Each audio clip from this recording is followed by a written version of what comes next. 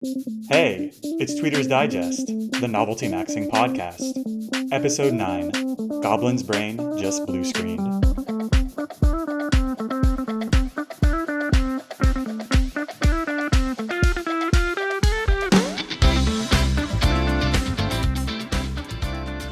Hey, Goblin, thank you so much for taking the time to talk with me today.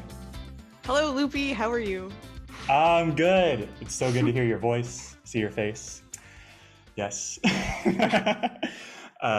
Yeah, so before we get into this stuff, I'd first love to know, what have you been up to lately?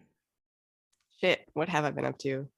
I guess I've mostly been trying to learn to code, and I've been essentially low-key living at my boyfriend's place for summer because he doesn't have much work. So basically those two things. And the latter mostly entails playing a lot of video games.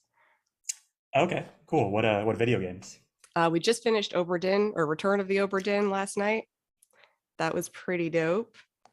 Wait, you look like you had a thing Oh that no, you I always do this. Oh, okay, okay. Well, yeah, I remember I tried playing that game. I didn't get very far. It just like kind of lost my interest. So I'm glad was captivating for you. Yeah, we started to near the end started to sort of be like, this feels like that, like the game mechanic that I guess makes it like playable at all is the thing where like you're supposed to be trying to figure out like the names of these people who died on the ship and how they died, and the mechanic that makes it possible is every time you get three of them correct, it lets you know, so that you're not just like bumbling around completely aimlessly. Um but like you could easily hack this, right? You could just be like, I'm just gonna, like, I have a little bit of information, I'll just guess until I get three of them right or whatever, or like I know these two are right, I'm just gonna do random things until I get this right, which is time consuming or whatever, but like it's a hack. But so we just tried to avoid doing that because it seemed like it would make the game too easy. But I looked online when we got very close to the end, and they were like, no, that's the mechanic you're supposed to use. Like, and as far as I can tell, I haven't looked it up yet, but as far as I can tell, it's the only way to get some of the last like 10 people, which is really irritating, but it's an incredibly good game otherwise. Yeah, that's interesting. Like a guess and check mechanic, like officially sanctioned by the game creators, seems, Yeah, yeah, interesting. I think it works out because you only, it's only not boring to use it once you've narrowed down your selection to like three or four people. And then it's like a little bit tedious, but not a big deal. But if you're just trying to do it for all 60 people, that's not, it's more fun to just do the investigative work. hmm Okay, cool. Yeah, glad to hear you're doing all right here. So I have your tweets here, and I'm gonna read them. On March 25th, 2020, you tweeted, "Therapist suggested dropping the success failure mindset, and it's been hilarious watching my brain twist itself into pretzels, trying to reframe this as a task to succeed/fail at. So far, attempting to drop the success failure mindset has looked like catching myself in the act a lot, taking a day off and baking, getting out of bed super late, the norm these days, but with attempts to not feel guilty about it. Why am I not more productive yet? How will I ever make myself work again?" My brain screams. But hopefully I'm making baby steps towards a healthier default. Going to try not to fret and trust that when I'm feeling physically better, my brain will jump into action. It's weird because the first part I was like, yeah, that sounds kind of like bullshit. I don't think I can get my brain to actually do this, and it seems like an intense amount of effort to be thinking about it all the fucking time. And I'm kind of glad I don't do therapy anymore and don't constantly think about all the things I'm supposed to be doing to like make myself feel better. But the second part is essentially what I've been doing lately automatically, and what's been working, where I just have been like, okay, um, my default is to like not be as productive as I want to be, beat myself up about it constantly, feel bad, and then also like just like end up feeling sick or tired and then unable to do as much as I want to. So instead, I'm like, well, why don't I just skip the part where I'm beating myself up? Um, and it turns out it doesn't make me less productive. So That's like so great to hear because just reading through a lot of your tweets in preparation for this, it seemed like a common or a not uncommon kind of tweet of yours is, yeah, just struggling to not chastise yourself in those periods of your days and like time. yeah. I think I wonder how much of it was like it's surprisingly difficult to remember any like mindsets that are not the exact current moment. So even if yesterday I was feeling like this, it's like, well, that's completely alien now. Um, but I think maybe, nope, my brain just blue screened. Um, Things that I would make myself feel guilty about. It was like, shit, no, I forgot what it was. Oh yeah, I have the tweets up here. You just Or sorry, no, I forget the thing that like you had just said made me think about something. Or mhm. oh yeah, it was like a common theme to be thinking about these things. God, this has been happening like extra lately. Maybe I've you think that I'd like now that I'm slightly more chill, I would have better trains of thought, but they just seem to delete themselves more easily than they used to. Um Mm. Um, Bringing up like feeling guilty. One part of this in your thread here is getting out of bed super late, like the mhm. norm, but attempts to not feel guilty about that. Yeah, so I think maybe maybe I was misunderstanding the brief or not like fully letting go or whatever, but I think what I was doing probably was like recognizing that there's some healthy medium where there are some things you're supposed to push yourself to do, and there are some things that are it's maybe okay to feel guilty about, although that kind of sounds like bullshit. Like either do the thing or don't do the thing. Don't waste your effort with like guilt, whatever. But like I felt like I had to kind of be monitoring so I'd have a sense of like, even if I'm taking breaks now, in future when I'm better, these are the sorts of things that it won't be acceptable to do or whatever. And now I'm just kind of like, when I have motivation, I will do the thing. When I don't have motivation, unless the thing is due imminently, I will not do the thing. And that just seems to work a lot better. Yeah, it just feels like a kinder attitude towards yourself, like not trying to do the impossible, just with the limitations of who you are and just things going on in your life. Yeah, I think a lot of the time it feels like, it doesn't matter what your limitations are. Reality doesn't give a shit about your limitations, but it's kind of like, I mean, yeah, but have you tested that? Do you actually know how much, like, I have more of a safety buffer than I'm willing to admit to myself because having to approach it seems way too scary. So like this year has been a lot of just being like, well, let's see how this safety buffer works. Oh, okay, have you been testing limitations lately? Not like even explicitly, but it's just been sort of like work's been really slow. So I've been worried about like how much money is in my bank account and how much I'm gonna have to scramble at some point to like try to fix that. But instead of panicking and being like, okay, I need to like find whatever the shittiest possible jobs immediately. I've been like, okay, I've calculated how much runway I have. This is a really good opportunity to like test out like working with my motivation instead of against it, and also to try to learn coding stuff because it's really hard to do that when I actually have other work that pays me. So yeah, I don't know. Seems like it's been working pretty well so far. I'm hoping at the very least it'll be like a very good sort of vacation type of thing. And then maybe I'll be feeling like better at the end of it and then be able to do the grindy stuff that I used to always try to do constantly. hmm Isn't your paid work usually animation? Do I have that right? Yeah, a lot of the time. Yeah, at least the fun stuff is. I do a bunch of other stuff, but mostly animation. I remember read somewhere and see your tweets that animation is the most fulfilling work you do. Is Yeah, that definitely. does it become more difficult when it's like a paid job versus something you just want to do for its own sake? Yeah, I think so, but it's actually hmm, maybe not actually because I think with the animation clients that I've had, I think because I'm a freelancer and I basically work by myself and I'm usually the only animator they've hired. So I don't have to worry about like whether the quality matches up to other people. I just have to be like, okay, do I like how this looks? And then the clients usually, I mean, not to be rude or, but like don't have like a very refined eye or whatever. So things that I think look kind of bad, they're like, oh, that's great, whatever. So I don't have to, not that that stops me from like stressing out too much about it. Um, I guess the thing that affects my motivation, whether it's like paid work or work for fun is sort of when the project is new, like for the first day for sure, maybe up to like the first week or so. It's like extremely exciting. I can put a pretty much unlimited amount of time into doing it. Um, and then at a certain point, it just like stops being interesting and novel, and then it's a drag. So, I mean, I just don't finish personal projects. If people don't pay me, it's not getting finished, which I would like to change, but that's just how it is right now. Oh wow, yeah. I think you've tweeted about this more recently. I'm exposing myself here as a devout reader of Goblin tweets, but yeah, this trouble, this like keeping the motivation coming beyond the first day or the first work session seems to have been a persistent issue for yourself. Yeah. Yeah, have you? I guess I'm curious about your strategy or mindset around this. Like, have you tried different things to try and work around this kind of like limitation or part of Yeah, yourself?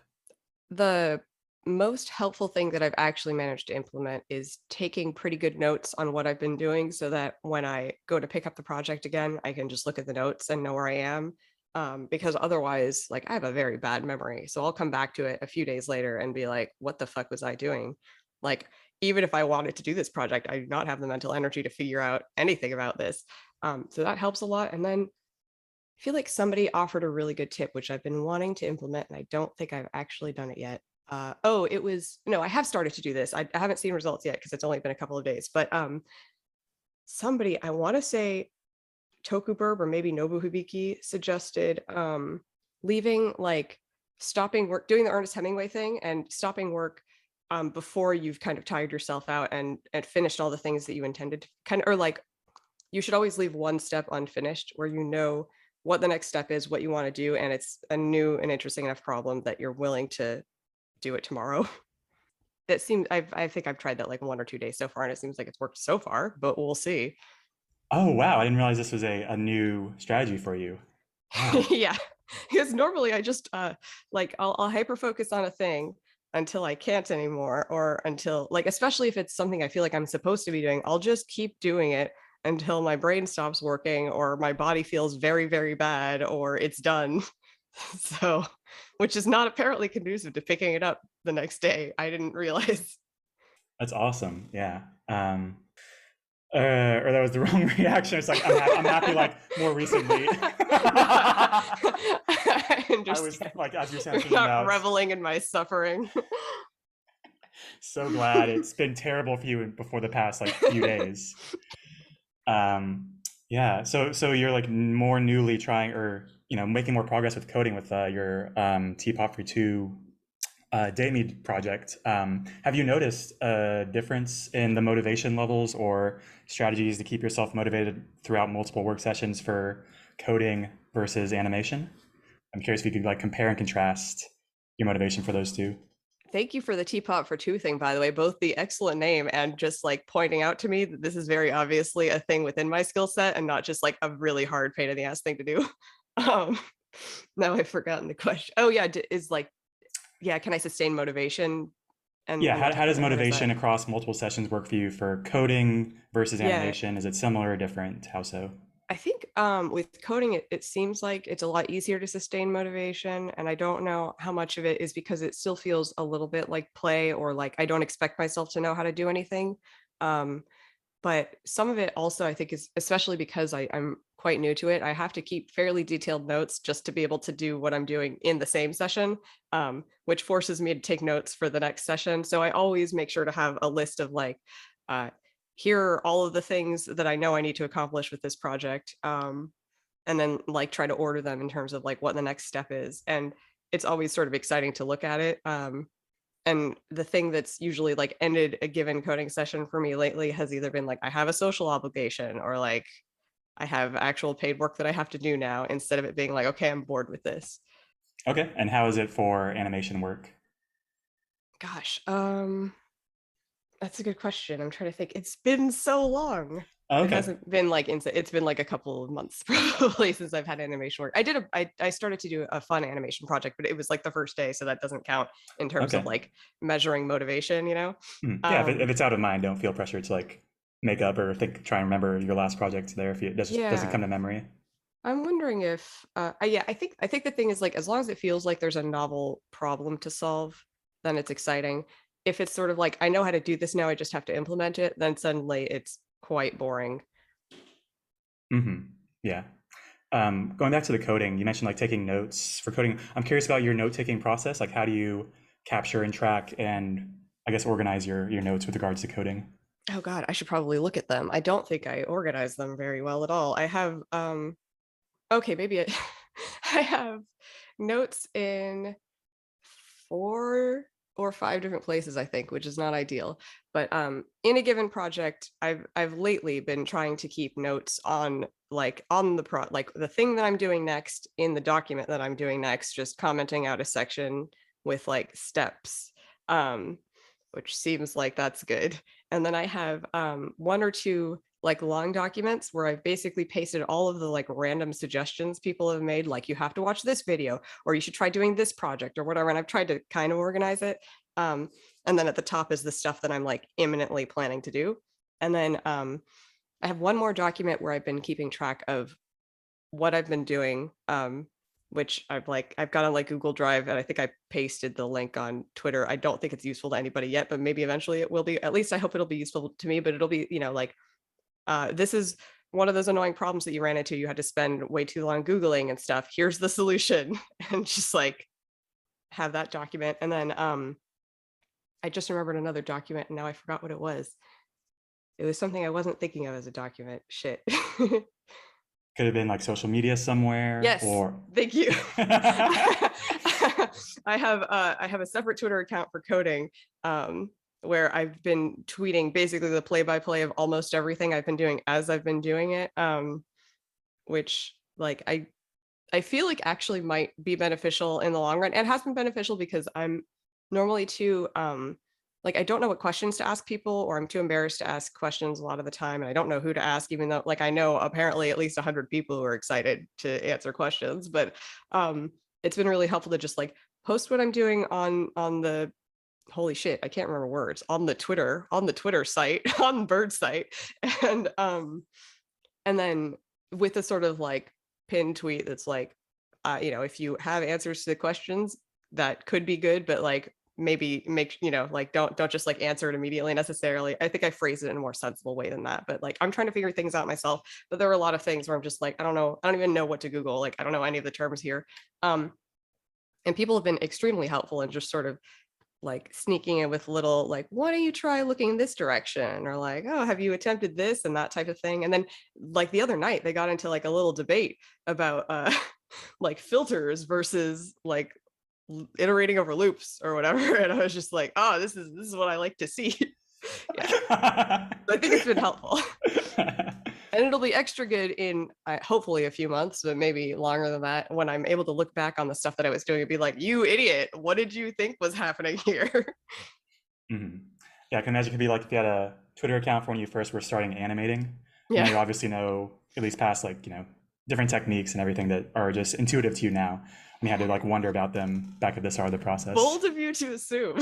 Oh, you've always been just a natural animator. uh I haven't it's kind of the opposite, or like sort of in between, right? Like I'm not particularly skilled in animation, but most of what I've learned has been like semi-intuitive, or like I haven't done a very large amount of it. And I've done very small bursts of like actively trying to learn specific things, but like unfortunately very small bursts, because I don't like learning stuff. I just like doing stuff and then hoping that I get better doing the shit a lot. So yeah. Mhm. Yeah, well, I'm of the opinion that doing is learning. So I'm glad to hear you're making progress with coding. That's like so awesome. It's starting to feel like it's progress. I've been a little doubtful, but I think it might be happening now. I tried to go into it with the mindset of like, I don't even know if I'm going to like this enough to like keep doing it. I just like, it'd be great to get that like sweet programmer job, but maybe I would hate it or something. Um, but it's been, I've been able to sustain this pace for several months, which is kind of unheard of for me. So I think that's a good sign. Mhm. Remember, the feedback loops are so tight. Got to Yeah. keep that in mind. Like, oh yeah. I think that does explain though why like almost every programmer I know has ADHD. Oh no. I mean, where's the lie though? Right? But it's like that, it totally makes sense, because then you just you do some type, you press button, and then you know if it works or not, and then it's like immediate feedback, and often very happy feet, or like, I don't know, I'm still excited when anything works. Maybe that gets old, but like if it Mhm. doesn't break, I'm like, fuck yeah. Amazing. Yeah, so glad you've been making progress. Um, okay, let's go to your next tweet. On October 27th, 2020, you tweeted, broke, chasing clout to feel popular. Woke, chasing clout to have influence. Bespoke, chasing clout to maximize opportunities for play. This looks like a very teapot tweet, which I have no recollection of tweeting. It makes me cringe a little, but it's like accurate and stuff. I just, I mean, yeah, no, that's actually like, I endorse the sentiment. hmm Yeah, this brings to mind Twitter, obviously. It's so uh, complex to me because people are playing different games on there. Like probably as many games as there are people. Um, so like some people are being broke and chasing popularity, and like that's like actually like smart or good for them. But yeah, I endorse the sentiment here. Like popularity less than influence, less than playing. Yeah. So speaking of play, what like are there any standout games or play type activities through Twitter that have been particularly memorable or enjoyable for you? Oh shit, that's a good question. I'm having trouble remembering. Like, it's always fun when people do the political compass memes and they like place you on the axis from like feral to domestic or whatever. Hmm. Um, it almost feels like the sort of like consistent quantity, like inpouring of this is more important than the quality of any particular game. Um, Okay. which maybe is why people keep complaining about the vibe shift that I've sort of completely missed. I think we're just doing that slightly less often, maybe because like people are leaving the house now, but Yeah, I mean, if the trade-off is fewer Twitter games and more like in-person events and meetups and activities, like that's obviously a good trade to me. if you say so. I'm still very much online, and I would like to see. I at least want people to be tweeting during their in-person meetups, which, to be fair, I think they often do. But yeah, Hmm. especially out of context quotes. I don't know. I want everyone to update the time. Like, why isn't everybody using Twitter as their personal journal so that I can see the intimate details of their lives even when they're offline? Many people are asking. Yeah, I believe some people use alts for this purpose, locked or unlocked or pseudonymous or yeah. You do too. You have a locked alt. I Sorry, I do. can. As though I need to tweet anymore. I have like multiple accounts and an ungodly number of tweets per day. Yeah, the locked alt is mostly for tweets where, not that I'm like, I don't know, I'm very easily doxable. But it'd be like like a minor effort to connect me to any clients that I've had, I guess. So any bitching about clients I do that's like remotely specific, I'll do on the locked alt. Um, and then anything that I say about my boyfriend that might be too, like, I don't know, that like I might worry that he would be embarrassed if I posted or something, is for the locked alt. Although at this point there's like 100 people following it, which doesn't feel very private anymore. Um, and then in theory, I think I realized in my last relationship that I think because I'm not super comfortable like asking specific people questions. Or I have like one very close friend who I'll ask, questions of, but like a lot of other people, I'm kind of like, I don't know if we're on those terms or if this is weird. Um, and I realize I use Twitter for this generally. Like if I have a question about anything, I'll just sort of post it to Twitter. But I realized that during my last relationship, I wasn't really able to ask relationship questions because I just had my public Twitter, and it felt like it'd be, first of all, kind of rude to be asking about that stuff, but also like he could see it. So I sort of committed to like having an alt for the, in case I needed to do this, which I haven't had to use it for yet, but like it's good to have. Hmm. Yeah, I think I've noticed other posters grapple with um, this problem of wanting to tweet more personally and not wanting to share intimate details of other people who they may not have permission to share, whether they're also on Twitter or not, just people in their lives. Yeah, it seems like a difficult problem just for people who are compelled to, you know, share their lives with friends via Twitter. Yeah, yeah. I'm glad your many accounts solution is seems to be working for you at the moment.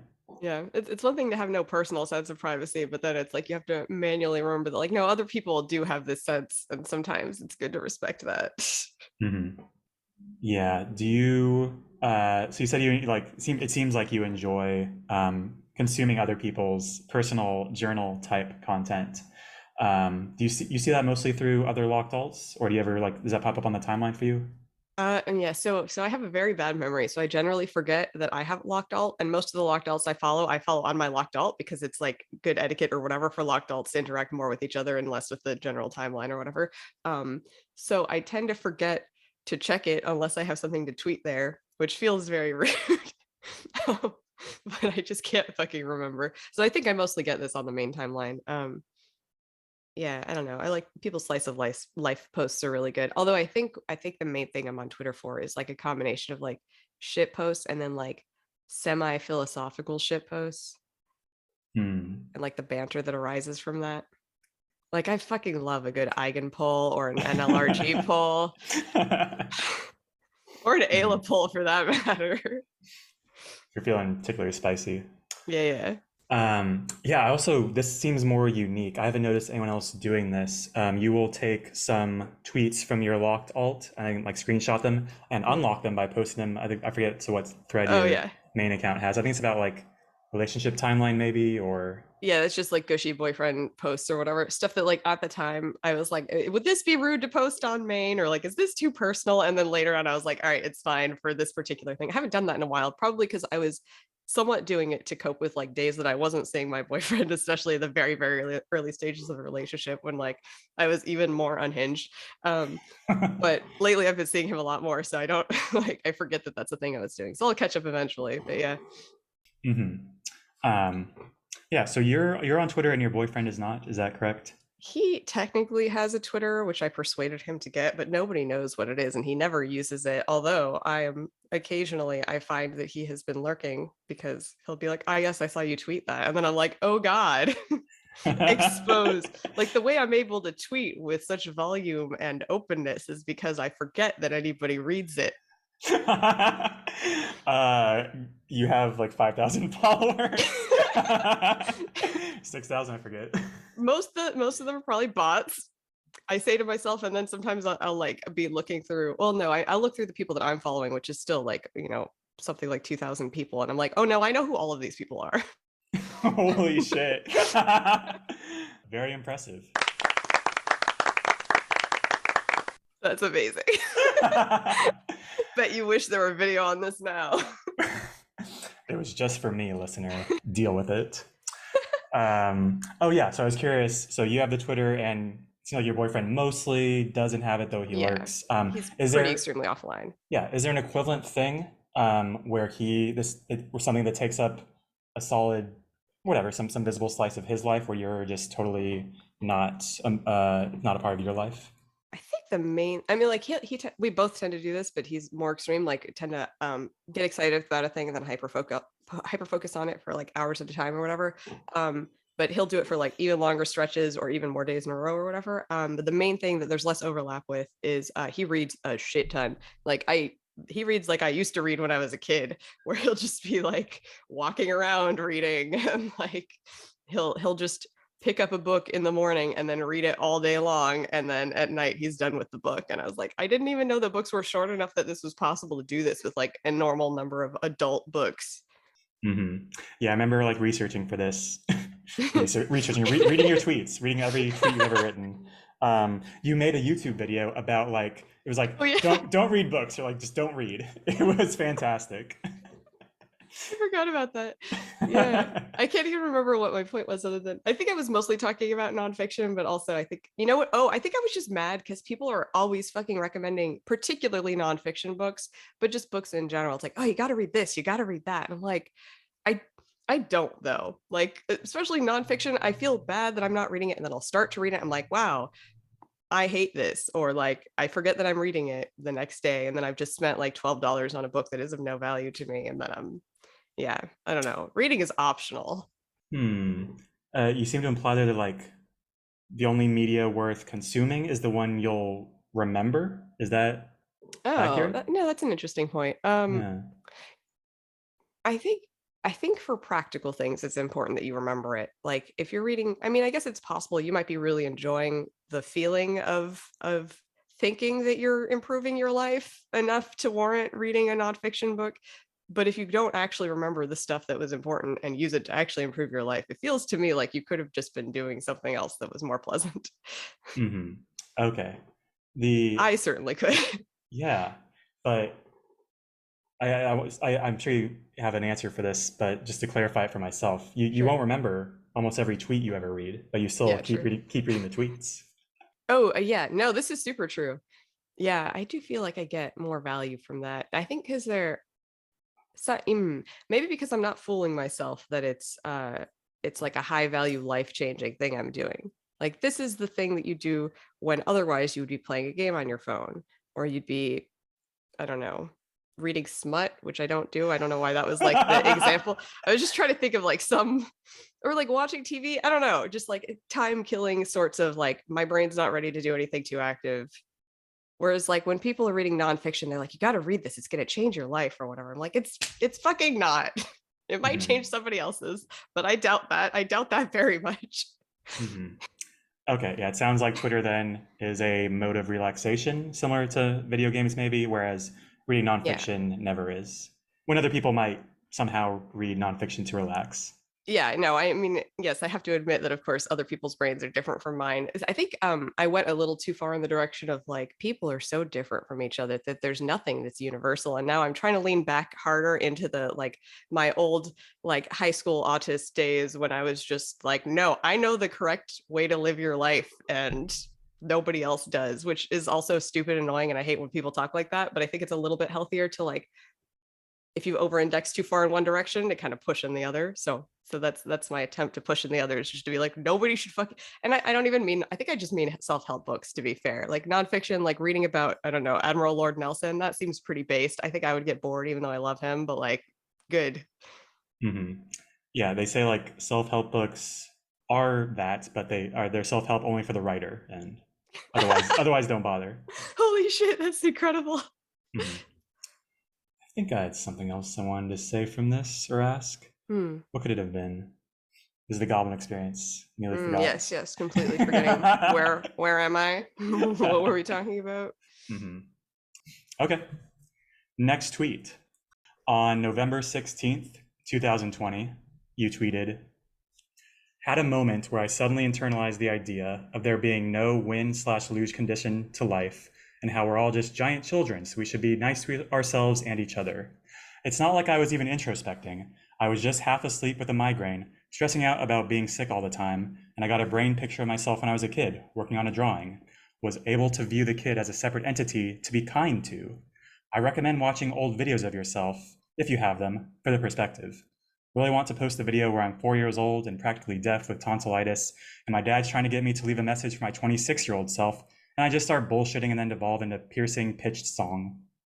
Can't remember if I did end up posting that video. I probably should if I haven't, but I think I maybe did actually.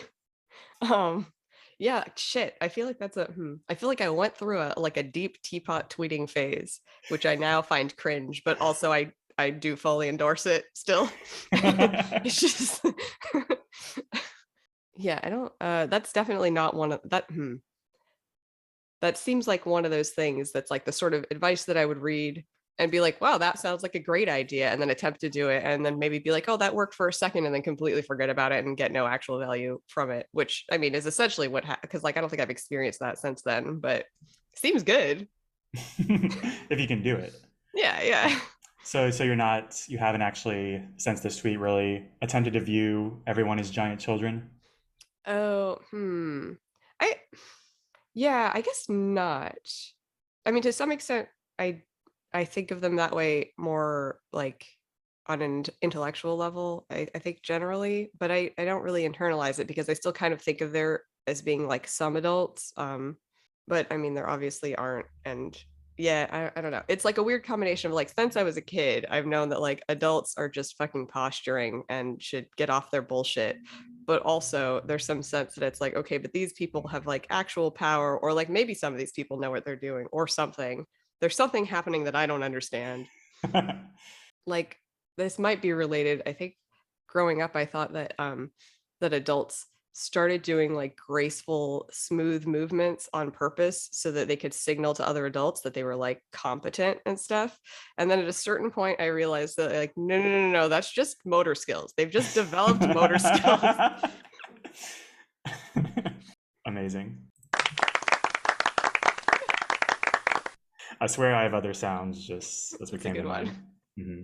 It's validating. Yeah.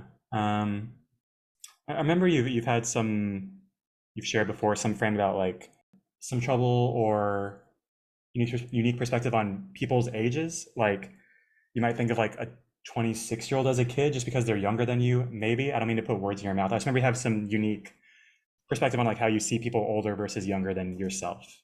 Oh shit. I mean, unfortunately, you remember things that I've said way better than I do, so I'm not sure what this is referring to. Um, like, I I'm not sure what like the average person's sense of other people's ages is, if that makes sense. Hmm. Like if it feels like there's a big gulf in experience or something, or like personhood or whatever. I don't think I experienced too much of a gap there. And I remember when I was a kid, sort of like and like teenager, I would just sort of refer to everybody under the age of like 30 as kids, which like as somebody who's over 30, I'm like, yeah, that's correct, but you should probably move the bar up a bit higher. Hmm. Are you saying like you view yourself as a kid, like because you're like around Yeah, 30-ish? yeah, I didn't really get the I don't know. It seems like I mean, a lot of adults will admit that they don't really feel that different from when they were younger, but like especially like very old people are like, I still think I'm 20 or whatever. But like I didn't I think puberty didn't hit me as hard as it does most people. So I didn't have any sense of transition from like childhood to adulthood at all. I There's something I have to say. I'm probably going to cut this part. I think puberty did hit you pretty hard in at least a few ways. Fair enough. Don't have to cut that. That's fine.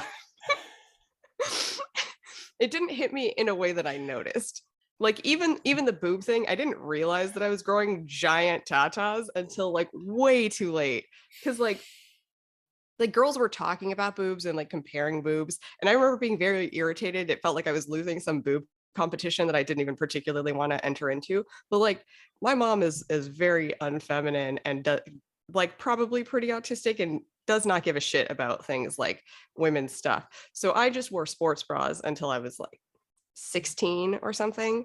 Um, and then eventually went to get like to a broad fitting and then they like measure your boobs and stuff. And I used to wear big baggy t-shirts too. I like dressed like a skater boy and wore sports bras. So it looked like there was nothing happening under there. And when I went to my first bra fitting, I found out that in fact there was something happening under there. Uh, Eat your heart out, Billie Eilish. Wow. Hmm. Fascinating. Wow.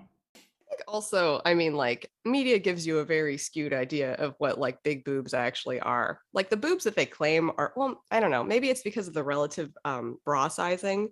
It's like it's not like there's not a consistent size. I'm like making weird groping motions in my hands. like like the cup size doesn't scale with the person, or does it scale? I don't know how fucking basic geometry works. Like a D cup on somebody who like is 5 feet tall and weighs 100 pounds is going to be different, a very different size from a D cup on somebody who's much larger. Like it's not the same boob or whatever. But like in the movies and stuff, I swear to God, the boobs that they claim are D cups are like G or H or something at least. Hmm. I fear for my own safety. I need to like find something else for us to talk about. Sorry. No, no. I just like, what questions do I ask from here? Feel yourself getting canceled. um, Sorry, I know you're gainfully employed now. I have to be cautious. True. No, no. Like what's interesting also to me, besides all of that, is how you didn't notice or how puberty didn't seem to hit very hard for you. Because it feels like for most developing teenagers, adults, it's extremely significant and chaotic and traumatic, or just all these just waves of events one after the other, just with their body and hormones and brains and everything. So it's interesting that it didn't seem to hit as hard for you that whole period of your life. Yeah, I've seen that stuff on TV and I can't relate at all. Like I didn't have like a sexual awakening or anything. I didn't particularly notice that my body was doing anything different. I didn't like I think maybe my moods got worse, but I couldn't really tell like from the inside. It just felt like adults were making fun of me for it more, which also they just do to teenagers regardless of how the teenagers are acting. Like any display of negative emotion from a teenager immediately gets dismissed as like, oh, it's just a teenager being a brat or whatever. So like yeah, I didn't really register that anything was happening other than like I guess people around me started looking a bit different, but even that I didn't really register.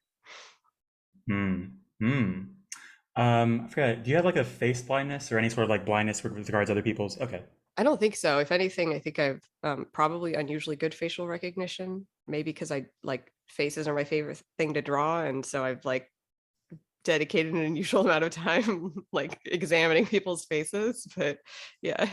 Except apparently beards fuck me up. I thought I was really good at facial recognition, and then I went to vibe camp, and there were like 2 or 3 different sets of people with beards that I couldn't distinguish, which got incredibly embarrassing because I was like staying with shit. Yeah, I was staying with Rob and a bunch of other people um for like a week or something after vibe camp.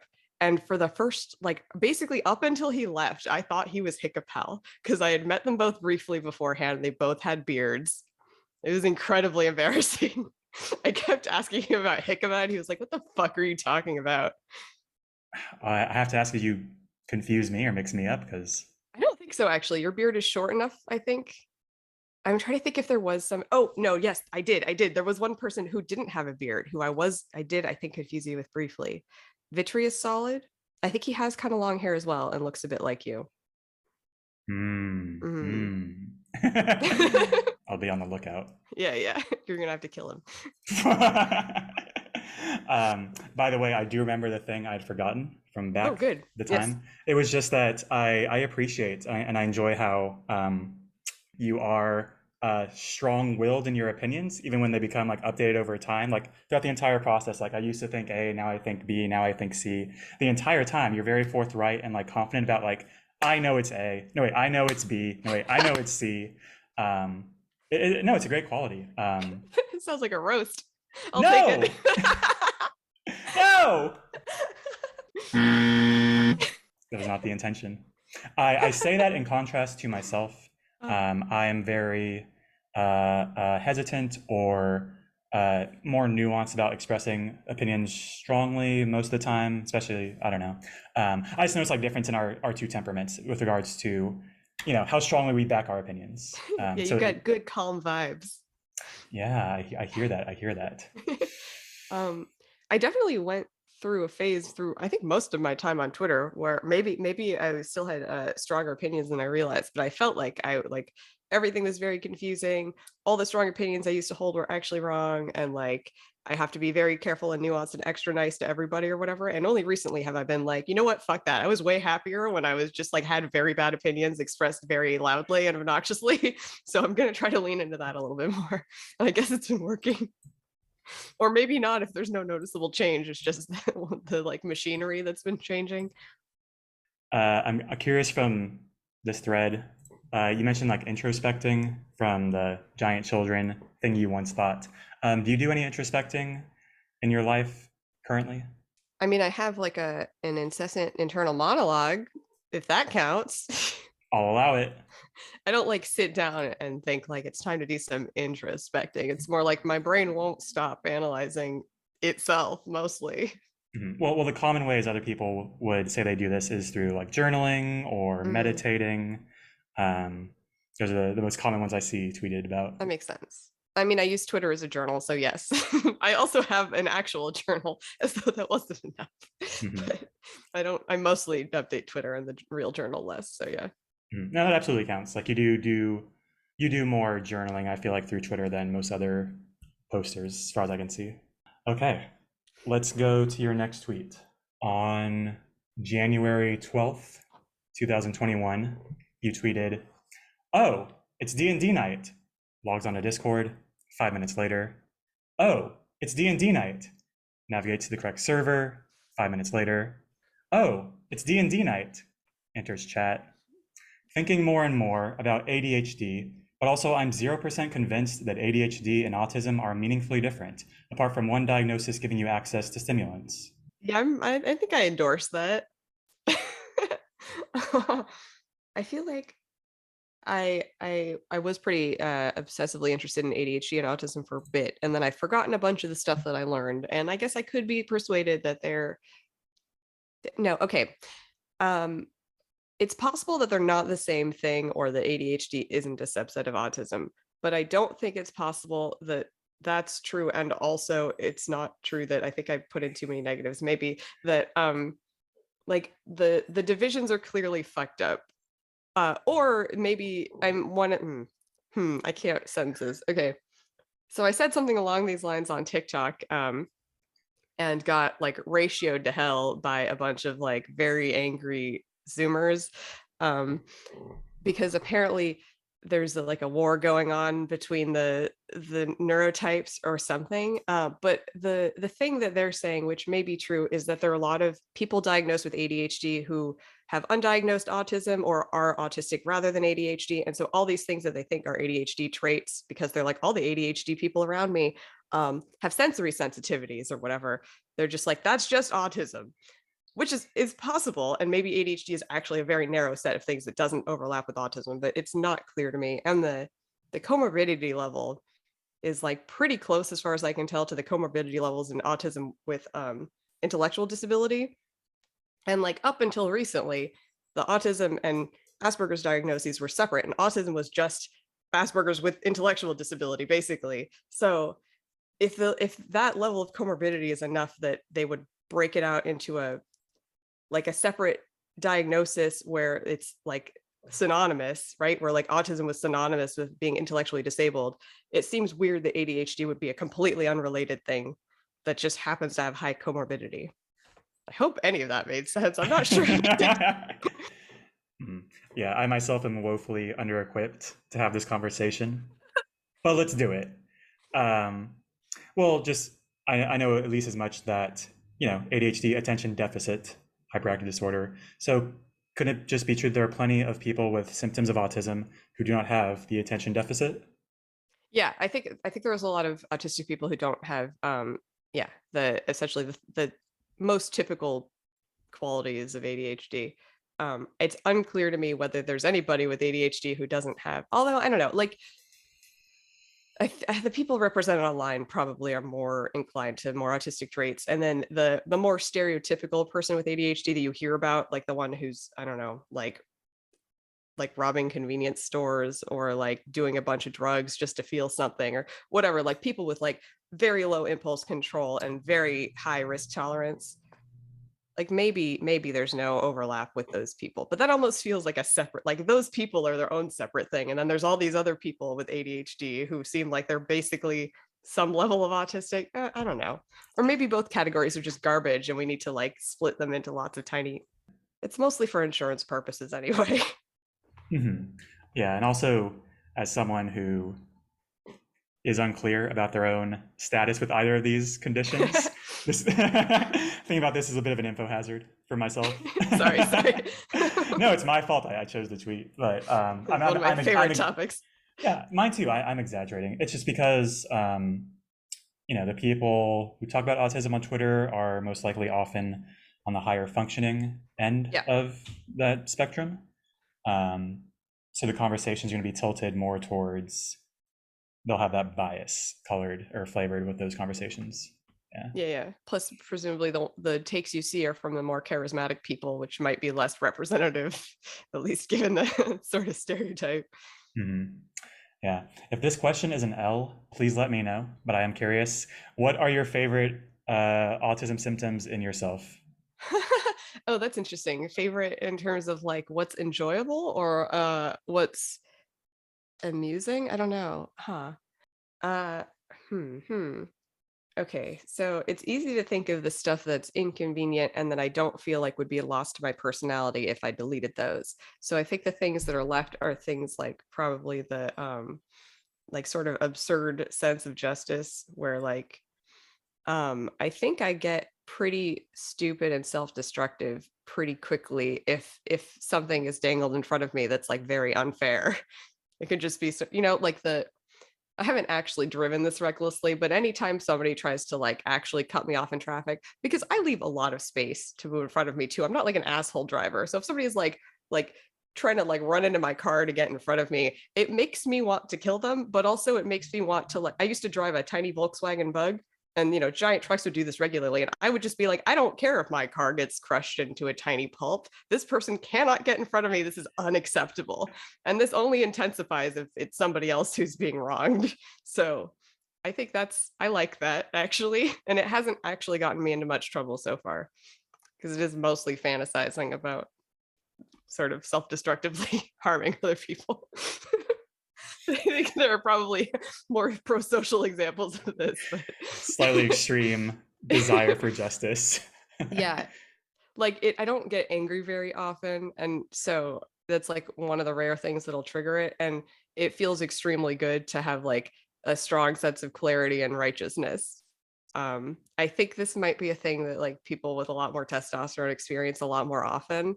Like my sense that when like trans masks start taking testosterone, it seems to like improve their mood and make them more like confident and that type of thing. Not just in the like, I'm like living my best life, I'm more confident now sort of way, but in an actually like, this is just like fucking hormonal confidence. Hmm. And that's yeah, that's what I sort of associate it with. Hmm. That's cool though. Yeah, yeah, you maybe hide it decently well through Twitter. I haven't noticed like insane or extreme Goblin Justice flavor tweets, but maybe I've just been not paying attention. I think I mostly try to avoid, well, I don't know. Like I try to avoid any political, like I try to avoid consuming any political stuff because if I consume it, then I get ragey and in a less fun way usually, and then I feel more compelled to like be obnoxious about it. So I can just skip that entire loop by just not seeing it in the first place. Hmm. But yeah, I don't know. Every so often something will make me feisty, but it's not too often on Twitter because Twitter's good vibes.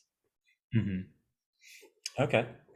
Um, I'm curious, like, if I can extract some non-object level, just like how does the justice sense relate, I guess, for you in thinking about types of people? Like, are there personality types where you just think like, you want to exact justice on them just for being that sort of type of guy? Yeah, no, actually, yeah, I think so.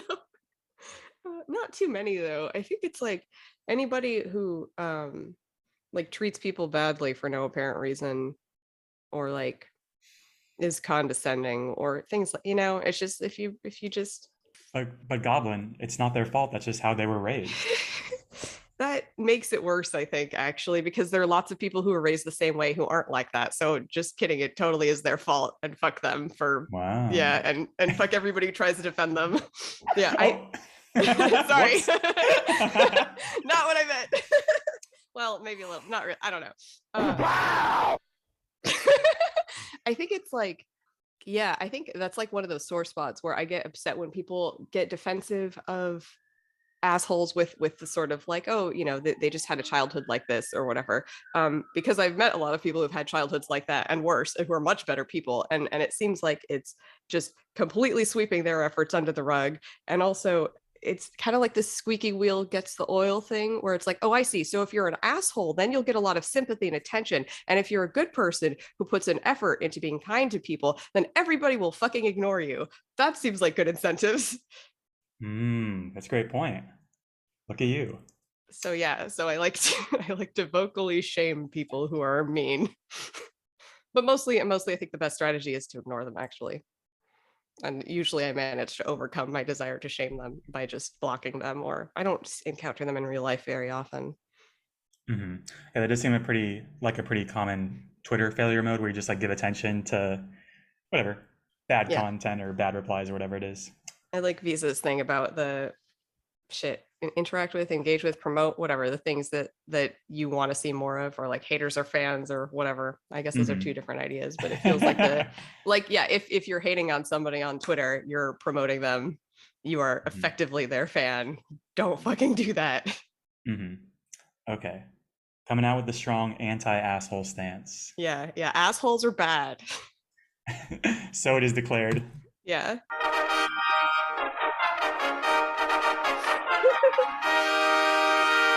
I need to calm down. I was really just like forcing that one. No, that was good shit.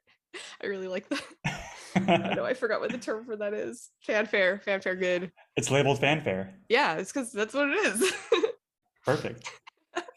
Yeah, I'm sorry. That doesn't feel like a very narrow type of guy. Type of guy who is bad is bad. It's not like a bold statement, hot take. Type of goblin who hates bad guys. Yeah.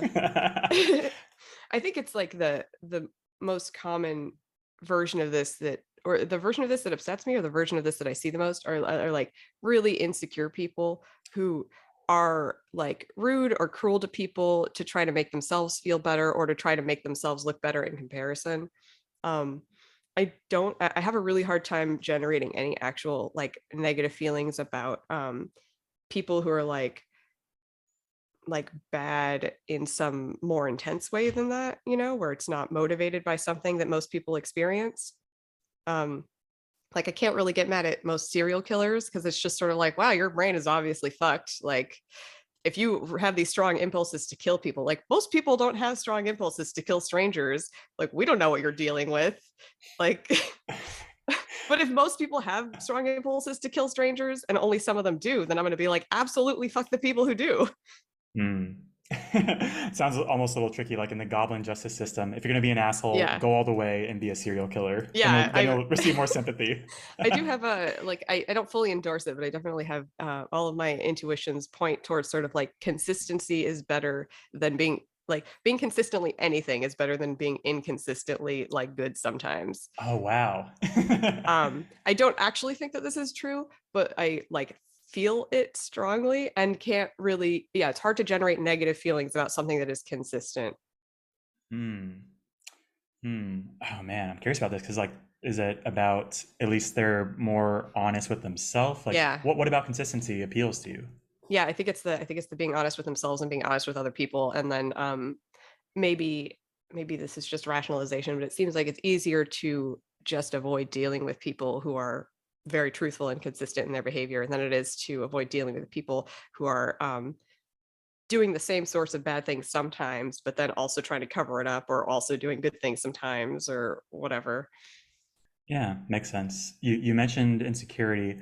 I've come to understand kind of recently-ish, there are like multiple failure modes for insecurity. Like you mentioned the one where you're insecure, so you lash out and like put down others to like try and boost your own insecure ass. Yeah. Um, but I think there's also a failure mode where someone is insecure just publicly or just expresses insecurities out loud and kind of leaves space or like obligates others to like give them sympathy or reassurance or comfort them when like it's not like the right environment for that necessarily. Yeah, I know exactly what you're talking about. Yeah, like in public, like just like out on the timeline or something. I'm totally been guilty of this. Yeah, and it's hard because like there's this thing I've been thinking of. It's not like a Visa talking point, but it goes on the lines of the people who need a thing the most are often the same people who are least equipped to get that thing for themselves. Yeah. Like, you know, a lot of insecure people are often hurting and like just the boost of some external validation or just some noticing or observation of themselves, like, I see you, like, you exist still, would help them. But they're not equipped to like get that for themselves in a healthy way. They can only do it in an unhealthy way through expressing insecurity somehow.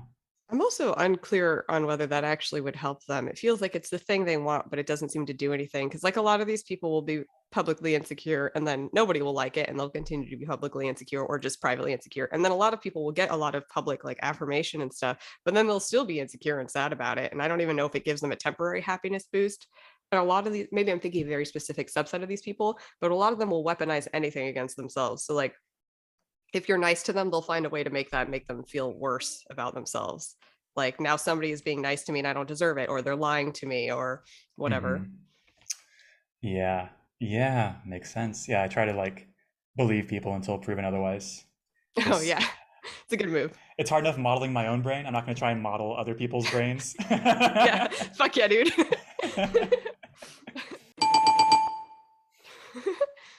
Also, it feels like there's I don't know how many types of guy this is really. I feel like I haven't studied specific insecure people enough to like get a sense, but or even yeah, specific subsets of them enough. But there's the type of guy that like kind of hates himself and hates other people, but really wants validation and good feelings from other people and thinks that this validation will make them feel better about themselves. But then they don't like other people. And so other people have no incentive to like and then the complaint is like nobody likes me and it's like yeah because you don't like them, you can't expect them to like you first. You like there's only one side of this equation you have any control over, so maybe work on that. Hmm.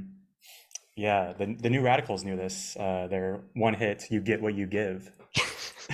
Like I know this song. This sounds like an 80s band. Is this why this name, the band name sounds familiar? Oh shit, yeah. Doing some Googling. The music video is great because they're just like playing in a mall, just like they're just lollygagging throughout a mall. Oh yeah. Okay, I do remember this.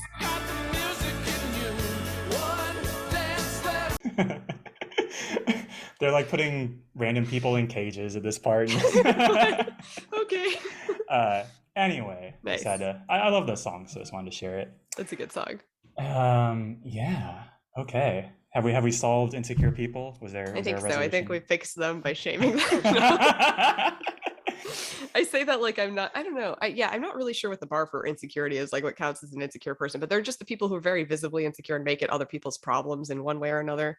And you don't really detect the other ones. It's just sort of like, oh, that sucks. I hope you feel better or whatever. Okay. Next tweet. Oh, you know what? Do you want to talk about D&D at all? Because like that was the actual starting I thing. enjoy D&D very much, sure, but Mhm. yeah, if I'm just, So giving you a specific question. Yeah, I'm curious. Like, what is so great about D&D? I don't care for it myself. What's so great about it? oh, whoa, holy shit. Holy shit. Okay, yeah. Okay, so did you ever play pretend when you were a kid? I did. Was that not like the happiest time of your life? It was up there, and I like listen to D&D podcasts and like Ah, have watched a few things, and if maybe I'm just speaking because I haven't tried it, but it feels like the frame where the DM wants you to win or like will be fudging whatever happens towards their narrative. It's like a false freedom where like, ah, well, no matter what happens, we'll probably win if we're just intelligent and try, and we'll probably be slotted into this narrative structure the DM has in mind. So what's the point? With as opposed to other like board games, you have no idea who's going to win, how it's going to play out. It's actually like open and like chaotic. It feels less so with D&D from my view. I think that's like strongly dependent on the DM because you'll have some DMs who go too far in the other direction where they're just like they want to kill their players know it. Like, um, yeah, and obviously there some sacrifices. Well, not some people are good enough at improvising that I guess they can just kind of make it.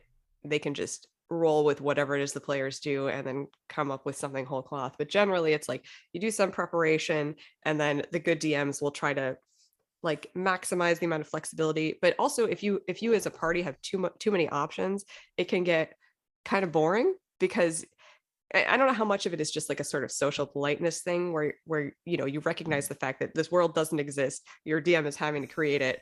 So you want to make sure that like it's going to be most fun if it's something that the DM has had some time to prepare or has been able to think about in advance a little bit. But you kind of find like a party, especially if you're not all like incredibly close friends with a really, who've done this a shit ton together, you're just gonna kind of be aimless and like, oh shoot, I forgot what I was saying.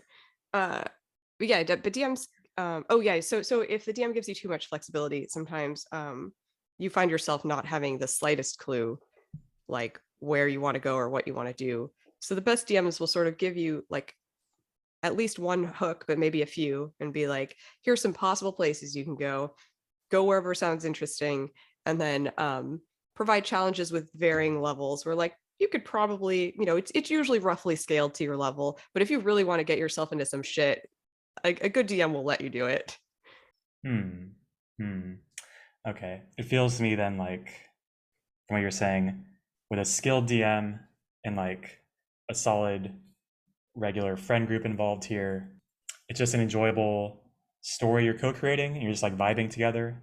Yeah, Is that the whole thing? Okay. I think so. And then it could be tailored. Some people are much more into the mechanical aspects, and to some extent, I don't understand why those people aren't just playing video games. But like, there's some mechanical stuff that it's actually beneficial to have a person who can make judgments there.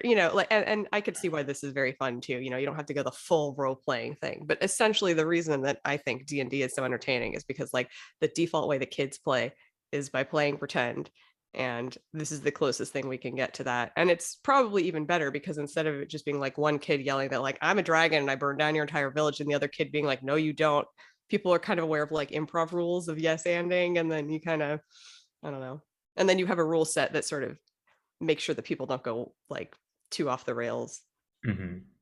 Okay. Yeah, I'm wondering, I guess, if my frame of this is You mentioned the mechanical aspect and like the pretend aspect.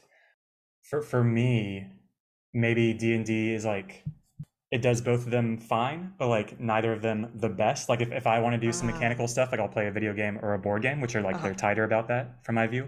Or if I want to like experience pretend, I would love to just like read fiction. Like an author like spent Uh-huh. years of their life playing pretend, and I get like the juiciest nuggets of that. I don't have to like do it myself, or like I get to experience like some optimized pretend condensed into this narrative, or like whatever, any media, Yeah, show, comic book, TV, whatever.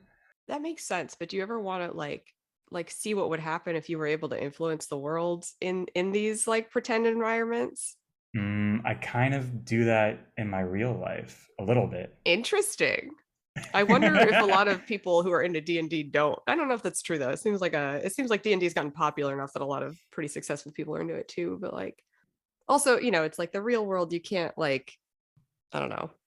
I'm trying to think of something to say that wouldn't sound completely psychotic or whatever. It's not like I actually want to go around killing people in real life, but being able to do being able to do it in fantasy with like not no repercussions, but like just being able to do it to see what that's like is like kind of cool. Um, or I like I think most people have like things about their personalities they'd like to work on or be braver about, and not to like turn D&D into like a therapy session, but it's so much easier to do the sorts of things that you want to do if you just pretend you're somebody else while you do them. Oh yeah, 100%. Wow, new form of therapy just dropped. You play Yeah. D&D. No shit. Like So, uh, is that your experience? Do you play with personality traits that are lacking with yourself? that's a good question. I haven't actually played that much D&D, sadly. I guess I'm getting there. I played a bit, but nowhere near as much as I've wanted to. The characters I tend to play, I think, are like vocally disagreeable in ways that I'm not. And I think this is good, and I want to do that more. Even though I try to give them distinct personalities, this seems to be the thing that just consistently happens. Like they'll either be like snidely pointing out that like the thing that people have just been discussing doesn't make any sense or whatever, or just like making jokes, like finding whatever the most scathing joke is that you could make in the situation. And just not that I want to be like an actual asshole, but like kind of more in that direction. It's fun to LARP as one. Yeah, right. And I try not to even larp too hard. It's like like I want them to be mostly likable by some people. Okay. Yeah. Yeah, I really like this frame of like playing pretend is fun. This is just playing pretend. That does help me understand the appeal better. And I do enjoy like hearing like I listened through most of the Adventure Zone betrayal arc. Hell Or yeah. yeah, really good. Like they seem to be having fun. They were making it up as they went along. Critical Role is really good too. Particularly campaign 2 is like because campaign 1 they drop you into the middle of it. It started out as like a home game and they started recording it. And that one's particularly good because they're all voice actors, so they're like exceptionally good role players, but like one of the players when they did their homebrew camp or their at home campaign had never played D&D before, thought it was stupid, didn't like the idea of role playing, was like not really into it, and then he got like insanely into it, and it's just like really fun to see how all their characters blossom over the years and things like that. Okay. I've been D&D enlightened. Not enough to like go out and do Yeah, it, sure. but I can be an ally now. D&D ally. Yeah, yeah, fair. Maybe someday somebody can rope you into a one shot. I'd like to start DMing at some point.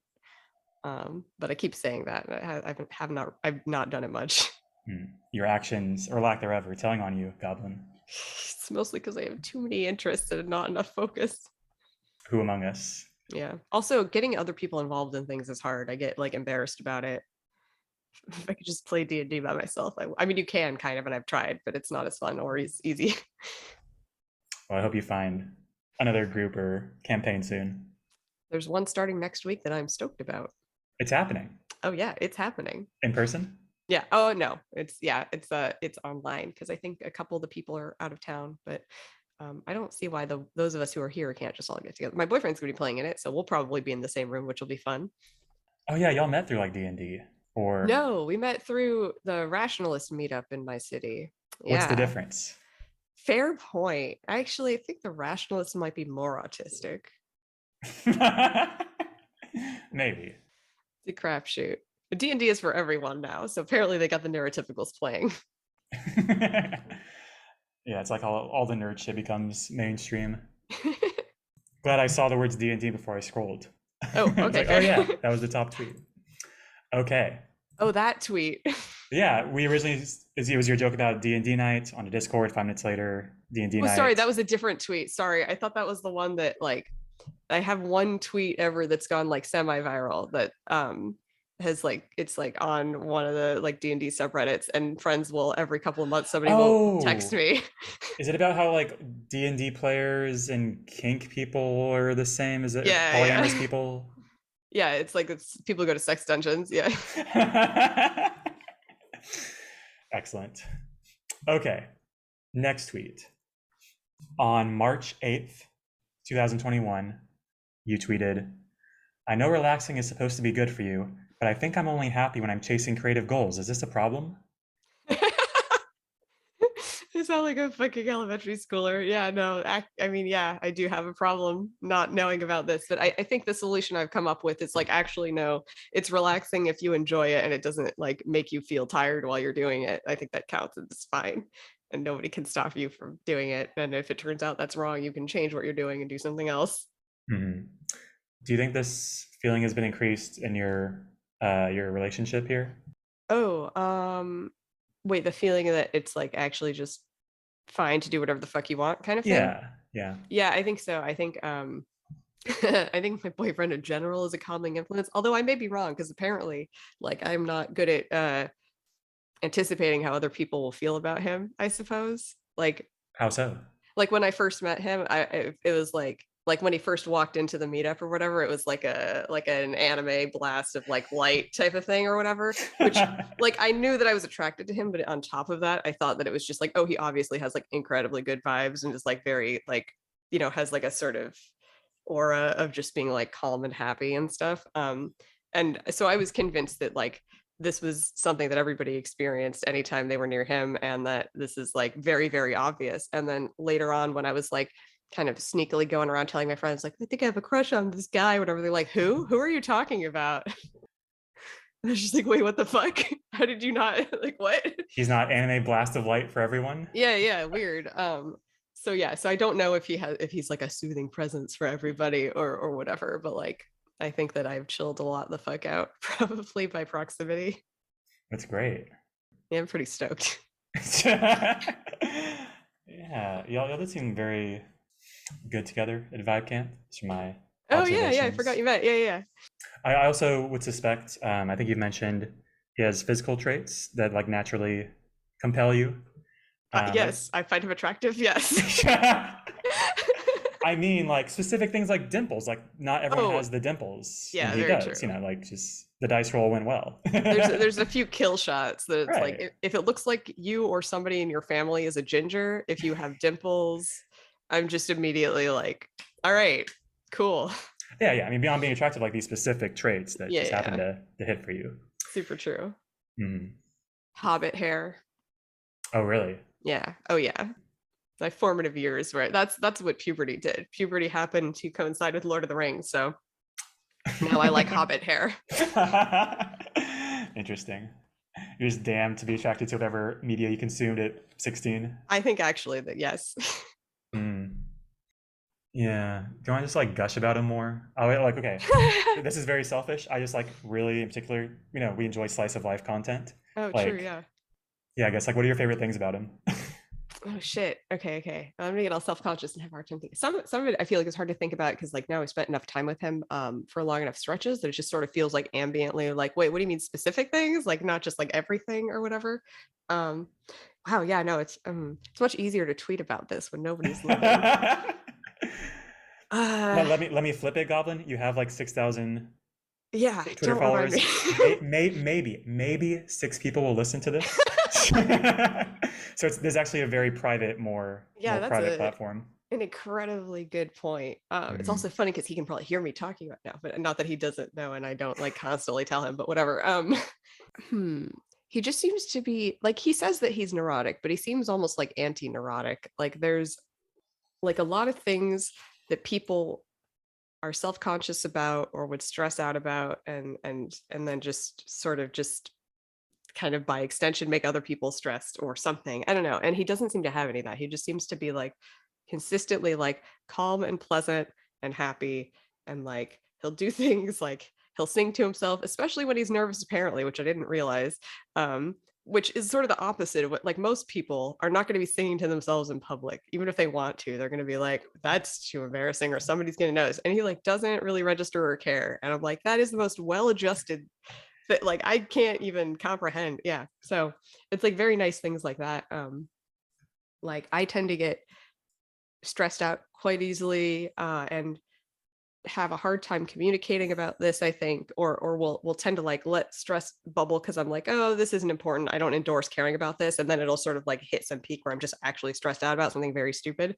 And anytime I like bring something up to him that's upsetting me or whatever, he's like dead calm, like totally chill and smiley, and it's just sort of immediately goes into like problem solving practical mode, which I expect a lot of people find like irritating because a lot of people want to be heard and not their problem to be fixed. But like, I want my problem to be fixed. Um, so I very much like this, and yeah, I don't know. It seems like a lot of like autistic and ADHD traits and stuff, which seem to like mesh very well, and I find very attractive. Yeah, he's just like very easily amused and very cheerful all the time. Hmm. Yeah, I did notice he was basically continuously smiling whenever I would see him. Yeah, yeah. Mm. This is accurate. Hmm. Mentioning like the both agreeing on focusing on problem solving over like maybe empathizing or sharing feelings. Yeah. If this is like too private, we'll skip. But like, I am curious, like, as you're both like on the spectrum, you're having these traits. It seems like. Do you do like feelings sharing or like that sort of like I don't know, talking or sharing feelings besides just like the ambient mood of you Yeah. both? Are there like I explicit don't discussions about feelings or anything like that, emotions? I'm not entirely sure, to be honest. Yeah, so he's not diagnosed autistic, and it's unclear whether he is. But I kind of suspect probably, because why else would I like him so much? But like, I don't know, like a lot of traits anyway. But yeah, I think I've tried thinking about this before, and I'm not entirely sure. I don't really know what like a feelings conversation looks like exactly, because I tend to like when I relay feelings, I still tend to be pretty clinical about it, or I get stressed out and I just like start crying involuntarily, but not in a way that feels like a stress relief crying, or just to sort of like my eyes are doing the thing and it's annoying kind of way. Um, yeah, so I'm not so maybe the answer is no. I'm not really sure, but like we've had like meta conversations about talking about feelings, and I know this is a thing that he does with people sometimes and that he seems to think is good. So I assume that we've done it, but I can't really think of any times that, it doesn't seem like it's a thing where I'm like, "Oh, I should be having these conversations with some," like it doesn't feel like, so whether or not it's happening, it doesn't feel like it's missing, if that makes sense. Yeah, of course. Like Yeah. there's no normal, just whatever works for both of you I mean, yeah, is fair that's enough. great. It seems like it's a good thing, but yeah, I haven't noticed a lack, so I don't know if it's happening or not. Cool. Yeah. I just love getting like peeks into people's relationships and how they exist and what they do and all that. He's also, although extremely good natured, not worried about just giving his opinion in a very straightforward and like not aggressive way, but in a very like, yeah, straightforward way, that where you would expect somebody who's like very smiling, calm to maybe be a little more conflict averse or a little more like aggressively trying to get people to harmonize and not have any disagreement at all. He's just like happy to come in, even with people he's never met before, and be like, no, actually, I think this, and here's why I think this, but not in an aggressive way or anything. And I think that's quite nice too, because I'm used to dealing with very like conflict averse people, or people who like go too hard on the, it's hard for people to reach the balance, and it's especially hard for them to reach the balance if they're otherwise very like neutral, like calm, happy people. Hmm. That's cool. Yeah. I'm so glad it's working out for you too. Me too. Okay. Next tweet. On March 16th, 2021, you tweeted, I suspect abundance mindset is actually the solution to anxiety, and scarcity mindset is the driver. And the trick is acting in a way that lines up with the reality of your dwindling resources, thinking/feeling as though your resources are infinite. That's pretty solid. I definitely endorse that. Yeah. And That's better worded than I would have expected from me. this was like well, yeah, like March 2021. I forget like what's happening in the world or in your life, but I would guess it's like less calm than it is currently. I don't know, just based on your relationship and everything. Yeah, true. Yeah, I mean, I can't, like, I don't remember anything. I don't even know what year it is. Like, Yeah. That's not the focus. What I am curious about is like, how do abundance and security mind or scarcity mindsets come up in your life currently? Do they enter your awareness, either of them, or do you notice yourself leaning into scarcity or abundance just through whatever you're said, like you have a mental narrative going all the time? Do abundance and scarcity ever enter the picture of this narrative? Yeah, I feel like it's sort of constantly sort of driving the tone of everything. Like I used to be much more stressed out and much more sort of like from sometime in high school, I want to say, sort of thinking of like I have a really short runway to get like a career started so that I can be stable and independent or whatever. And then it's like from then continuously felt like I'm at the very edge of a runway. I'm about to like I don't know how the metaphor works. Fall off doesn't make sense, but like not take off ever or something. But whatever the bad thing is that happened, I guess you crash into a building or I don't know how runways work. Anyway. um yeah, and then between that and then like started to get migraines not too long after college, and then that sort of constricted like the amount of time I could spend working, and then I was like freelancing and not doing normal 9 to 5s because I figured I couldn't get one even if I had the ability to secure a job. I wouldn't be able to hold it down and all of that stuff. So just like always being worried about career stuff and always being worried about not having enough money and about like having to live with my parents forever or whatever. And then like also always worried about my parents dying. I've been worried about that since I was like 8. They're still alive. Like they're fine. But yeah, so lately I've just been even though resources are, I would say, probably more scarce than they have been, and things are maybe empirically less stable. um I've just been kind of like, so the fuck what, like worst thing that's gonna happen is I already live with one of my parents. I could go live with the other if I have to. Like they're not going to kick me out. They'll be happy to feed and clothe me if I have zero money. It's not a big deal. Like, I mean, maybe it's a big deal, but it's not a big enough deal to warrant how stressed out I've been about it for the last like 15 years or whatever. Yeah, wow, the growth. Yeah. Also, I don't know, like I'm sure if I were incredibly desperate, I know apparently a large number of very nice people who would probably be willing to let me like couch surf or something if I were like really desperate. So I really like, even though I'm pretty sure I could not handle such a stressful situation, there's no reason to worry about whether I could now. And if it comes to it, I'll either handle it or I'll die, and that's fine. Whoa, amazing. Wow. Um, yeah, with the end of the runway former feelings, um, do you think that has anything to do with there's some mindset about some people are only able to like motivate themselves through like deadlines or like just reaching the end of like procrastination? Does that have anything to do with? I don't think so, because I'm not one of those people, or like I guess deadlines help in terms of motivation, but I'm not one of those like ADHDers that's like um I have to wait to do things till the last second because nothing will motivate me except knowing that it's due in the morning or whatever. Like that doesn't work for me. I have to do it like the second a thing is assigned or that I know a thing is going to happen that has a deadline, I just want to do it immediately so I never have to think about it again. Um I think it's more of like a Catholic guilt thing probably. Heavy. I'm trying to think like how that makes sense. Like it makes sense in my head, but I don't know if it makes sense outside of that. There's certain things you have to do in order to be acceptable as a human or something, and you can't like mooch off of people or whatever. Um, so it's important to be independent as soon as you can be, and that type of thing. I actually have a similar brain worm, like Nice. over-indexing on independence, like Yeah, yeah. where like more communal or whatever sharing type of actions or mindsets are like totally accepted or even wanted sometimes. Right. Yeah, yeah. Hmm. Yeah, I know like next to nothing about Catholicism, so I've got to make sense in your brain. If it Huh. can't get out, that's fine. Wait, are you Jewish then? Or like I mean, I guess you don't have to be anything, or I could just be guessing a bunch of random things, but it seems like the guilt brainworms thing very commonly come from Catholicism and Judaism, and I'm less familiar with other, or like if you have Asian parents. Like those are kind of the sources. You clocked me. I have Asian parents. I knew it. No, I don't.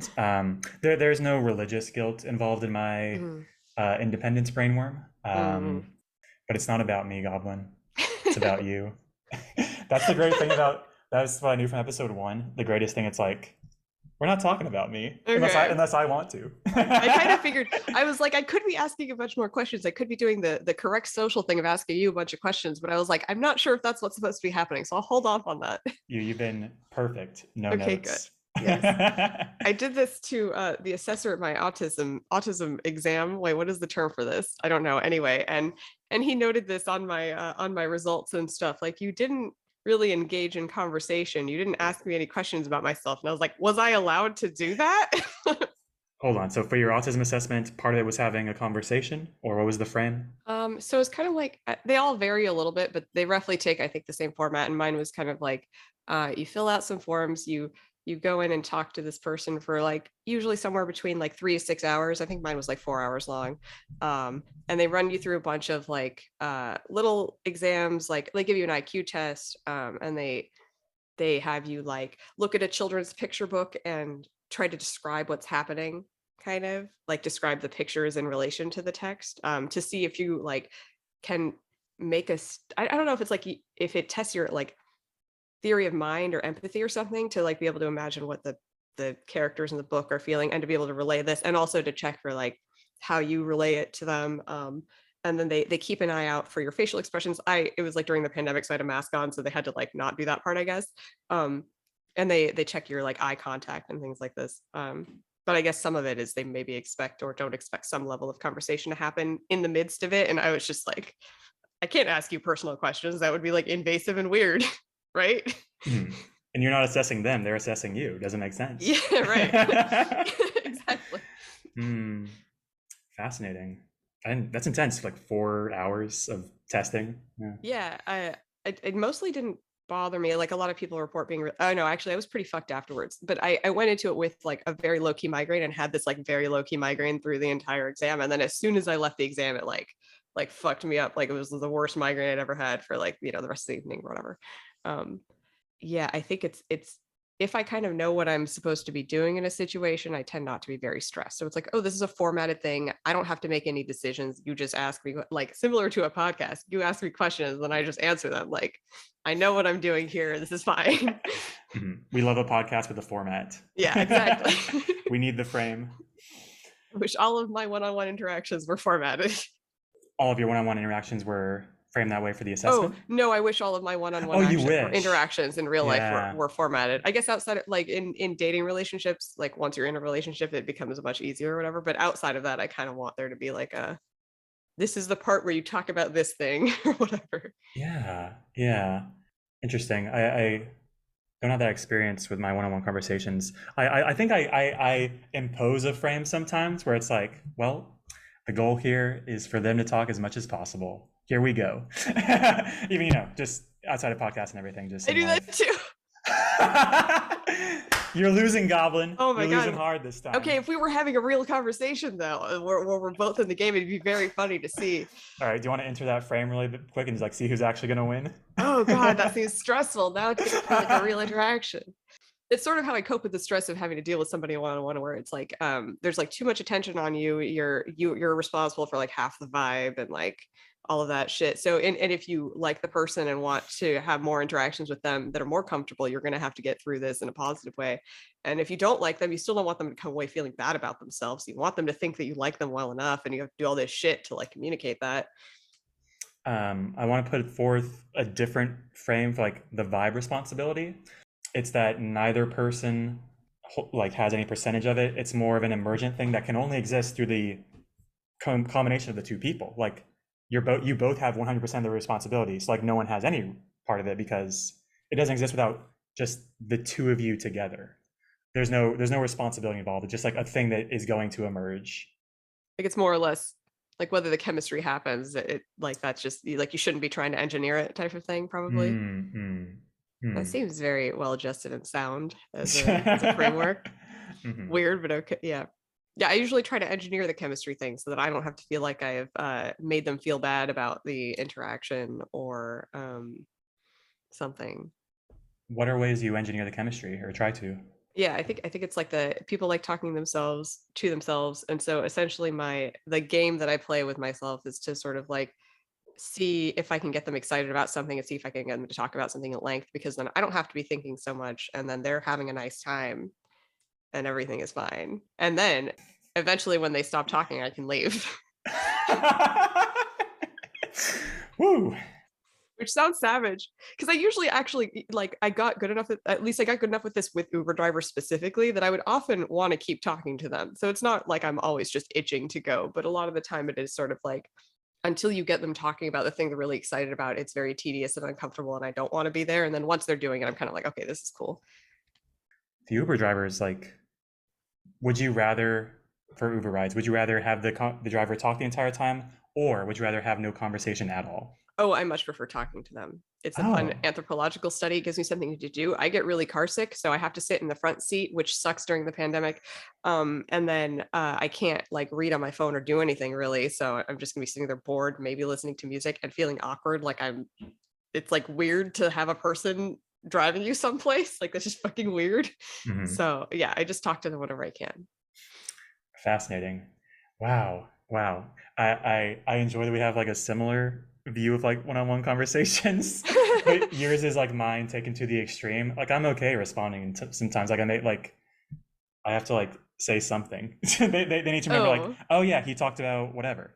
But your goal is like to never talk. like not necessarily if something comes up that I'm interested in, I might want to just like because I like talking about myself too or whatever. I might just like blab at them for a while, but it takes a lot of the pressure off, and then I don't have to worry about if I'm like info dumping or being annoying because like they're talking about their shit, and I could just be like, "That's good. I want more information on this thing." Yeah, I'll also throw out that if they thought you were annoying or like didn't want to talk to you, like you probably wouldn't be having the conversation at all. Except with Uber drivers. Oh, true, true. But yeah, The good point. Yeah, true. yeah. I don't know. A lot of the time, it's like an early exploratory meeting, right? Where you're like, I think I get along with this person. Like, you ever hang out with somebody and then realize, like, oh, I don't actually want to be friends with this person. Yeah, the context of like meeting new people. That's fair. Yeah. Yeah. So I'll tend to get like quite. I think I just like novelty. I'll get very excited about somebody that I haven't met before. I've interacted with very little. Like, yeah, I want to talk to this person a ton. And then like when you get this excited about most new people that you meet, then a fair percentage of the time you find out that like actually no, I don't want any more of this. I've had enough. Yeah. But then most people are like interesting or nice enough that if pushed, you'll just well, I'll find that I'll just be kind of like, okay, fine, fine. I will talk to this person more. Like I'll warm up to them eventually if they keep talking to me. That's cool. Makes triage hard. Conversational triage. Or like friendship triage, like trying to figure out like these are the people I actually want to build really close friendships with. And then I actually have to, dedicate an amount of time to doing that. But instead I'm just sort of bopping around between people I've had very brief interactions with. I'm like, this person's cool, this person's really cool, this person's even cooler. Like, Hmm. Hmm. Yeah, remembering like to make the effort, like, oh yeah, I can always like reach out and just like call a friend or try and catch up with oh, a person. I hate doing that. Really?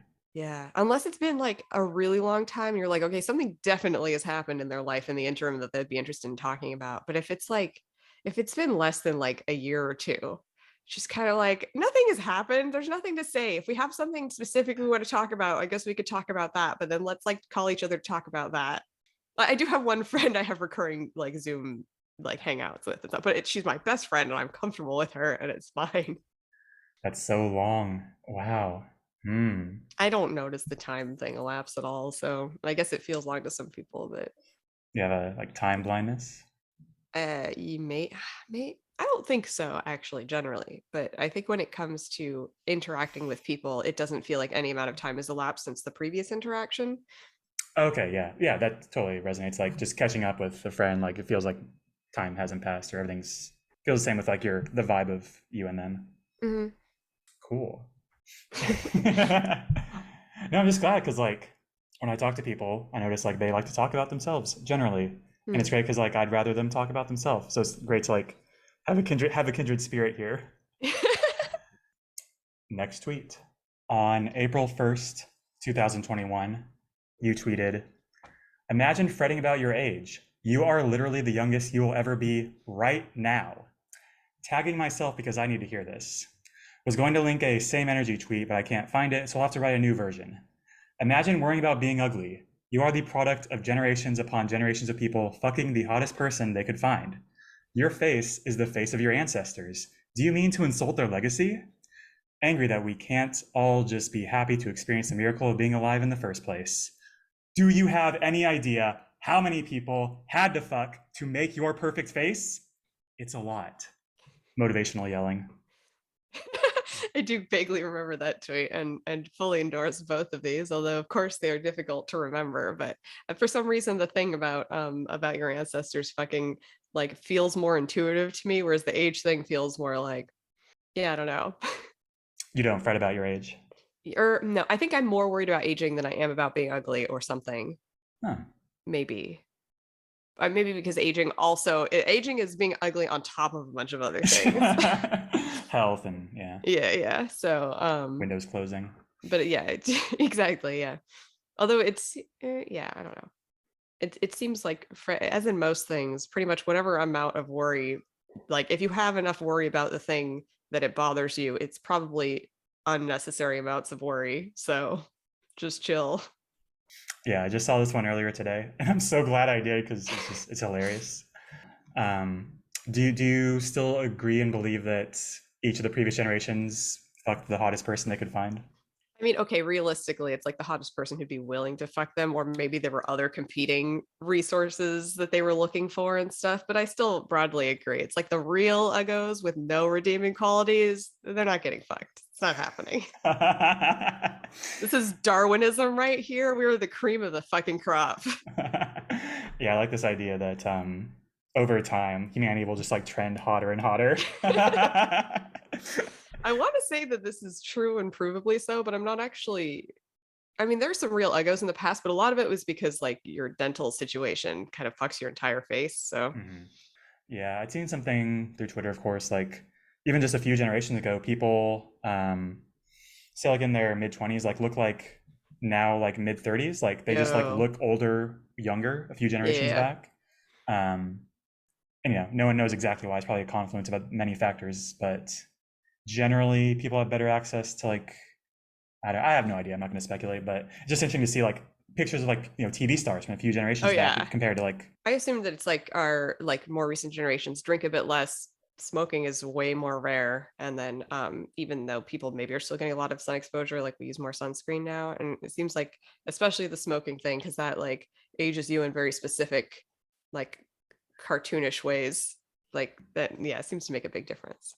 yeah, I think it was with smoking, uh, you're less fat but looking older, and so now Uh without smoking, more people are like like obese or overweight, but we look yeah, younger. which makes but like being overweight like fills out your wrinkles and stuff too. So you're gonna look younger. Like the trade. I was literally not to bring the topic back to boobs, but I was thinking earlier today, I was like, okay, so your boobs like deflate as you get older, but if you gain weight, they inflate. So maybe the move, if you have boobs, is like, and you want them there, or like not man boobs or whatever, though you do you, like maybe the move if you have boobs is to actually like steadily gain weight as you age so that your boobs stay in pristine condition. I don't think that's actually how it works, but this is the train of thought I was having. Daddy, chill.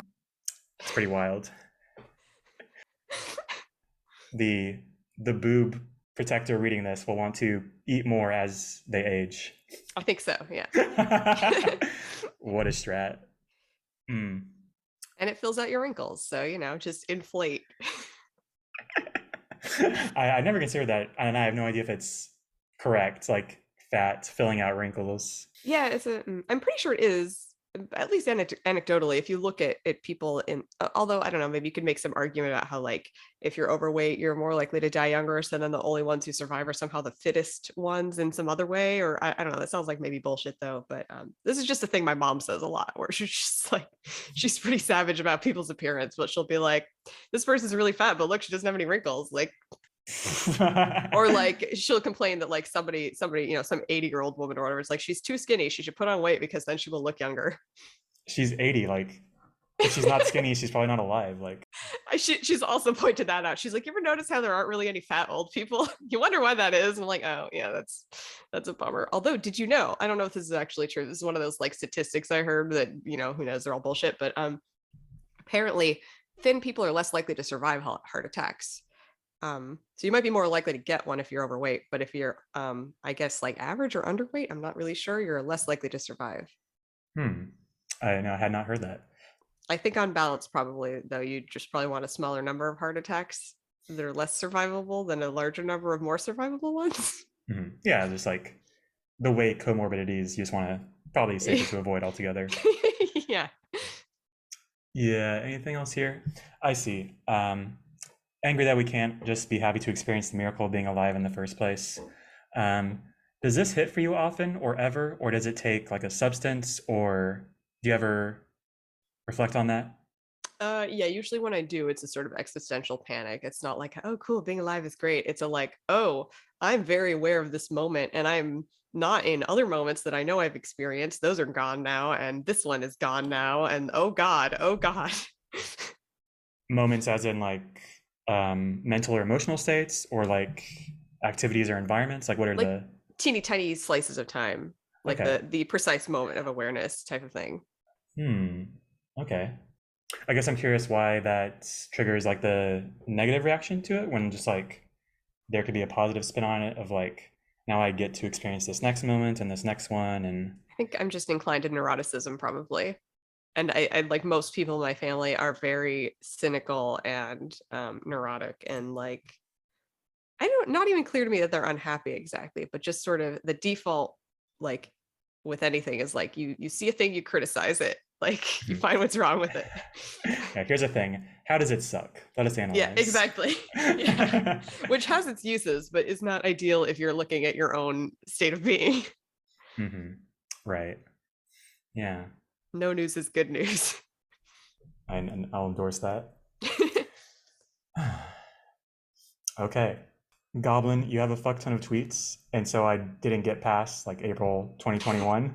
You did an incredible job. Mhm. So that's all I have here. But before we wrap up, I'd love to know what are your favorite things about your Twitter experience? I feel like I should have a good answer for this, and yet I don't think I do.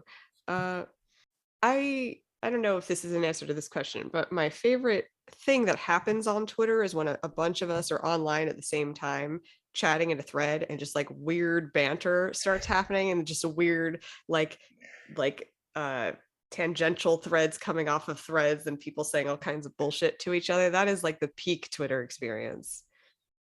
And so I'm Hmm. always chasing that high, I think. Okay. Yeah, I wonder if that was the vibe shift mentioned earlier. Um, I Could wonder if be. that's decreased in the past, whatever, year or so. Yeah, it's because we're all touching grass now, and I don't like it. So please come back to the internet. Oh yeah, do you have like a sensitivity to being outside, or you don't like the sun or all that? Yeah, I fucking hate sunlight. Hmm. And then yeah, it's like it's often loud and tiring, and then it's a not very predictable. You don't have your like home based stuff. So if I want food or to use the bathroom, I have to like rely on knowing where these sources are, and I have to take extra steps to go there, and it just like feels like a large amount of things to be dealing with. So on average, I prefer to be at home, but most interesting things happen outside, unfortunately. It is unfortunate. Hmm. I was curious about your answer here because I remembered you mentioned earlier enjoying like shit posts and philosophical flavored shit posts. Yeah, it seems like those are the things that tend to lead to banter the most Oh, right. Yeah. consistently too. Yeah. hmm Yeah. I wonder if it's valuable to like try and schedule maybe like a month out, like everyone just be online right now and That would no be other so good. no other planned Actually, activity. you're a genius. You should just fuck yeah, everybody log on. All right. All right. Do you want to like co-lead this sometime within the next month, Absolutely. sometime in Yes. August? 100%. Okay. I don't know how we put out feelers to like get who's the most available. And like people are in Europe and the Western Yeah. Hemisphere. They're gonna have to do a jazz camp. Wait, jazz camp, jazz camp. I've been watching too much Peep Show. A jazz camp version of this. mhm. Yeah, it could either be split by continent or like, find a time that's like whatever, midday Europe, evening US. I forget like which order it is, but when we're Yeah, both yeah, awake. yeah. Right. Yeah, is that a thing that works? Where like if you're just like, if it is 12 o'clock in any direction, you just are online, and if you're awake, just be online at this time. Oh yeah, it could be like a rolling thing, like local to Maybe.